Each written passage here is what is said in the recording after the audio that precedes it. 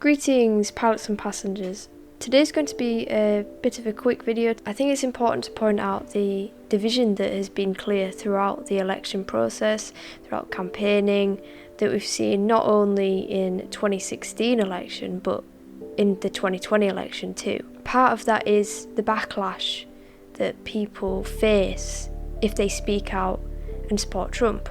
And the same can be said the other way too. Some people who've spoken out and supported Biden have been hit with a lot of backlash. So it goes both ways. Don't get me wrong, it goes both ways.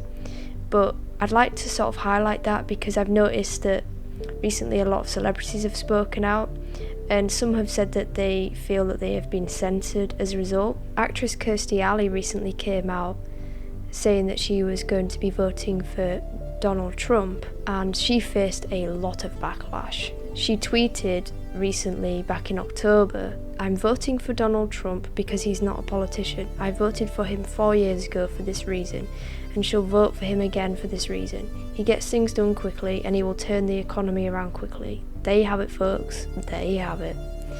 And then as a result, her name was trending on Twitter, all because of her support of the president. And a lot of users responded to it. So I'm looking at an article here from Newsweek that has got a couple of snippets of people's responses. So it's quoted that one person said, "So how could anyone be so indifferent to the death and suffering Trump has inflicted on the nation?" And then Don Moynihan, a professor from Georgetown University, had put, "The President of the United States is in fact a politician. Granted, not one with basic skills of coalition building or managing a government, but he is a politician in the worst possible meaning of the term, empty promises, exploiting fear and sowing hatred." To me, it's just, as soon as someone speaks out, they get hit with so much backlash.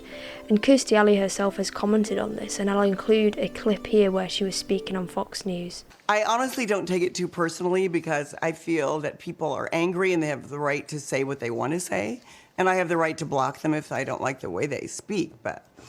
And why did it happen? You know, it's funny because I've been talking about Trump now for several months, and the other night I put out a tweet that simply said that I voted for him the first time and this time because he's not a politician. So then I got all this flood, I think thousands and thousands going, "Do you know the definition of politician? Do you know what a politician is? Do you know what a And I do, and I know they know what I meant, and what I meant was that he's not a career politician. Another celebrity who has spoken out is Lil Wayne, who, and this was very recent, this was on the 30th of October. Lil Wayne tweeted on the 29th of October, "Just had a great meeting with Donald Trump. Besides what he's done so far with criminal reform, the Platinum Plan is going to give the community real ownership. He listened to what we had to say today and assured he will and can get it done." As a response, the photo went viral on social media and he faced a great deal of backlash from people who, you know, his fans criticising him, celebrities criticising him. For example, the radio host Charlotte Main, I think is called, the god of The Breakfast Club, on a radio station on Power FM or whatever it's called, he responded in a segment saying that Lil Wayne's apparent endorsement was a distraction. Don't be distracted by that alleged $500 billion Trump plans to invest in black communities. Okay, trust me when I tell you, black people are not on the Trump administration's agenda, nor will we ever be. Is Lil Wayne being used as a pawn? Sure. But what's the saying? If you can't be used, you're useless. Just don't let people misuse you. Is the Trump administration misusing Lil Wayne? Sure. That pic they posted yesterday did exactly what it was intended to do. Cause confusion. Likewise, people who have come out saying that they support Biden have been hit with a great deal of backlash too. For example, The Rock had done an Instagram post saying that he was going to be supporting Biden and being very outspoken and encouraging people to vote for Biden. With Vice President Joe Biden and Senator Kamala Harris to talk about a number of important issues that we're facing as a country. I thought it was a great and extremely productive conversation that we had, and as a registered independent for years now with centrist ideologies, I do feel that Vice President Biden and Senator Harris are the best choice to lead our country, and I am endorsing them to become president and vice president of our United States. And I think it's important to note that it does work both ways, that people face backlash on both sides. The point I'm trying to make is that it divides people so much, that it really divides people so much when they face backlash. And it's clear to see that there is two sides to this. There is literally two sides. And it has caused so much division this past election that it's causing riots, it's causing protests, when the main thing we should be doing is coming together and trying to improve things and expose corruption. Furthermore, Prince Harry and Meghan Markle came out and said that they were going to be supporting Biden and were encouraging people to vote for Biden as well. When we vote, our values are put into action and our voices are heard. As we approach this November, it's vital that we reject hate speech, misinformation, and online negativity. And they have been hit with such a backlash as a result. Like, they realised what they've done is ridiculous. That they came out and spoke out.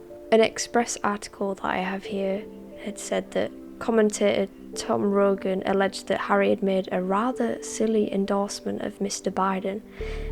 They're saying that it was very sneaky, as Prince Harry and his wife didn't just come out and say we're voting for Biden. They did it in a very sneaky way. Mr. Rogan speculated that although neither Harry nor Meghan mentioned any candidate or party, the Duke is clearly in the camp of Democratic presidential nominee Joe Biden. He also claimed why Harry's public relations team thinks that Americans will welcome this lesson is unclear. The point being that the royals aren't supposed to comment on any political things, and they've obviously distanced themselves quite far from the royal family, but they're still part of the royal family. They shouldn't be influencing people in any way.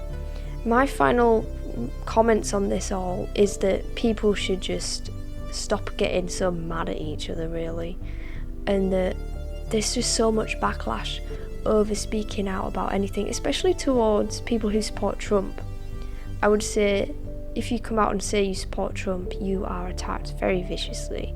And we've seen that time and time again ever since the 2016 elections and ever since Trump's been in power. I think my comments would really be on this is that as the public, we should not be turning to celebrities for voting guidance. We should be doing the research ourselves. People should be researching for themselves and making their own mind up. As relying on celebrities to tell you what to do in everyday life is not the best way to go about things, because remember, the way they live is completely different to the way we live. So just keep that in mind. And the overall message I would really love to get across is just support one another, stay close to your family and really cherish what you have, and just be kind to one another as well, because that is so important right now and is more important than it's ever been. I'd like to say that if you'd like to support the channel, please subscribe to Dare to Fly today and get ready to take flight. Turn on notifications, give this video a like and share it with others, and leave me a comment down below on your thoughts regarding people facing backlash for speaking out about who they support. You can also support Dare to Fly on Coffee with a one-off donation and via PayPal too. All links will be down below in the description box. And you can also subscribe to me now on brand new YouTube, where I've moved a lot of my content across due to the YouTube censorship, which is getting a bit out of control. But anyways guys, thank you for watching this video. It's only a little short one today, and I hope you all have a wonderful, blessed day and stay safe. Love you all, and as always, fly high, fear less.